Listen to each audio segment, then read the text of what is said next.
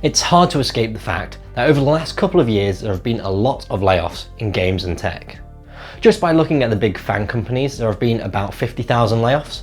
Major game companies such as Unity, EA and Sony have laid off at least 900 employees each, and then there are all the small layoffs from companies you just don't hear about. There have been thousands of people losing their jobs, and unfortunately I think there is still more to come. Now, there are no end of YouTube channels discussing and speculating on why these layoffs are happening, but when you're facing being laid off, unless you're in a position to enact real change, then they're not what you want to hear. You want some reassurance from someone that's experienced it to help guide you through. So that's what this video is for. If you're being laid off or think layoffs are going to happen, then I've got you. I was laid off and made redundant at the end of 2022 and then again at the end of 2023, almost exactly 1 year later. Luckily, I found a job at the start of 2024, so I'm making this video to help anyone being laid off or made redundant to prepare for what's coming and hopefully push you in the right direction when it happens. First off, let's get some things straight. I mentioned both layoffs and redundancy in the introduction. Often these are used interchangeably, so what's the difference between them and how are they different from being fired? A layoff is a temporary measure that a company can do to an employee.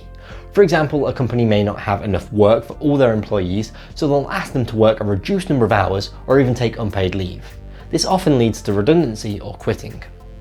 A redundancy is a more permanent measure that a company can do to a job. When a job is made redundant, it no longer exists. The company completely gets rid of it. This usually means the employee in that job has to leave.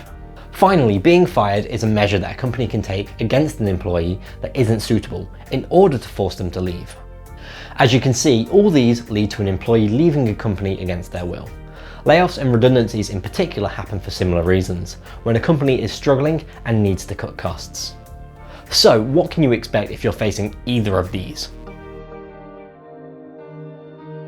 When it comes to layoffs and redundancies, the rules and what you can expect are going to vary depending on where you live. So my first bit of advice is to immediately look up your local rules and rights.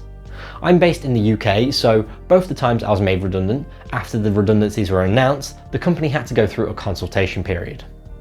Consultations vary depending on how many redundancies are being made, but they all have to follow the same set of basic rules. These are letting the employees know why redundancies are being made, allow time to search for alternatives to redundancy, and give employees the opportunity to appeal the decision. The first time I was made redundant, it was part of a scaling down of a company. Let's call this company Fleece Finance. So Fleece Finance made 80 people redundant, roughly 45% of the whole company. This meant extra rules kicked in. The consultation period had to be at least 30 days long. This happens when 20 to 100 redundancies are taking place and goes up to 45 if there are going to be over 100 redundancies. During this consultation, we got to vote for employee reps to go to consultation meetings. These meetings were for communicating more details about the redundancies, looking for ways to avoid redundancies and limiting the amount of people that were being dismissed. I actually think more people were made redundant at the end of the consultation, but that's not the point. The point is, when redundancies are announced, you're not immediately thrown out. You may even have a chance to stay at the company, either in a similar role or in a different role. So, besides no redundancies taking place, you may think the best case scenario for you is to stay at your company in the same or a similar role. This is most likely in a situation where a department is being scaled down. This is what happened at Fleece Finance. There were 6 development teams, however they wanted to scale down to 2. This didn't mean picking 4 of the teams to get rid of, but creating 2 new teams out of the highest ranked people. Each job in the new teams had a job description written up, and if you were currently in that type of job, then you were eligible for the role.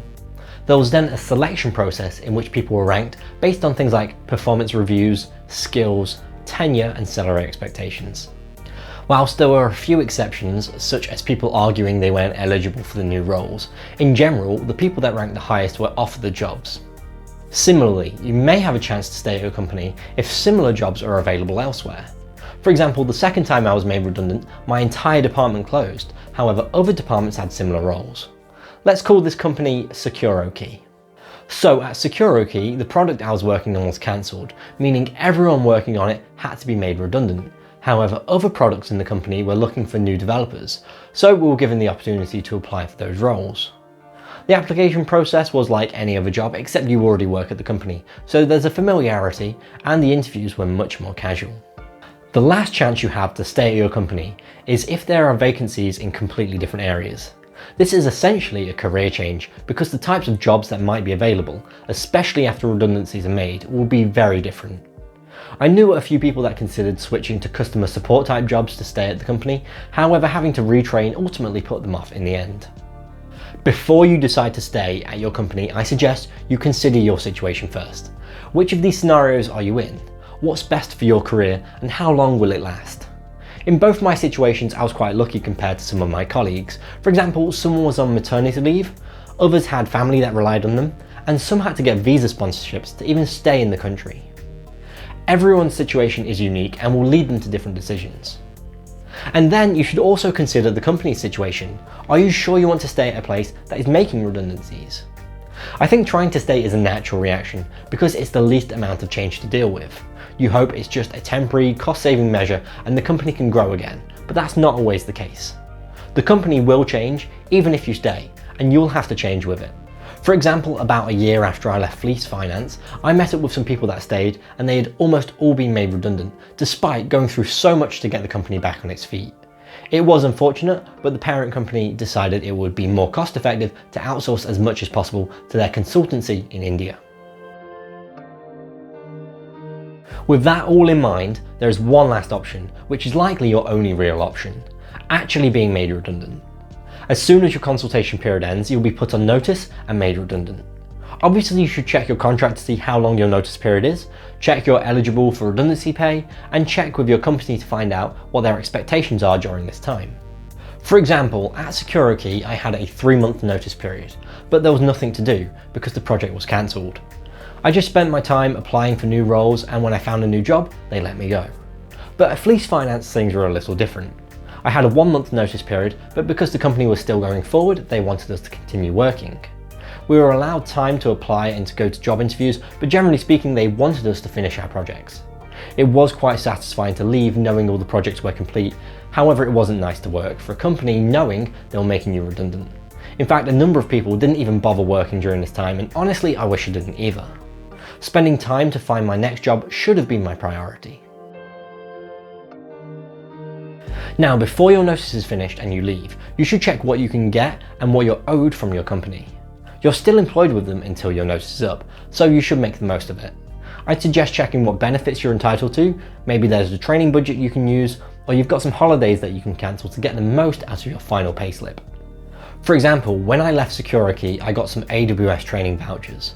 I did the Foundations exam and I have the Developer exam to go. I've not had so much time to do this, but hopefully I can before the voucher expires. Once your notice period is up, it's official, you are redundant. I highly recommend that you start looking for a new job now. In fact, I'd actually recommend you start looking as soon as redundancies are announced, even if you want to stay. Getting an idea of the job market is crucial, and the sooner you can find a job, the better. Remember to update your CV or resume immediately, contact with recruiters on LinkedIn, and search job websites as soon as you can. You may even be lucky and get to stay with people you know. When I was made redundant at Fleece Finance, my recruiter was in contact with a number of my colleagues, and we had a small group of us joining SecureKey, which gave me a nice set of familiar faces when I started there. So if you're facing redundancy or layoffs, I hope this video helped you understand what to expect, and I wish you good luck in finding your next job.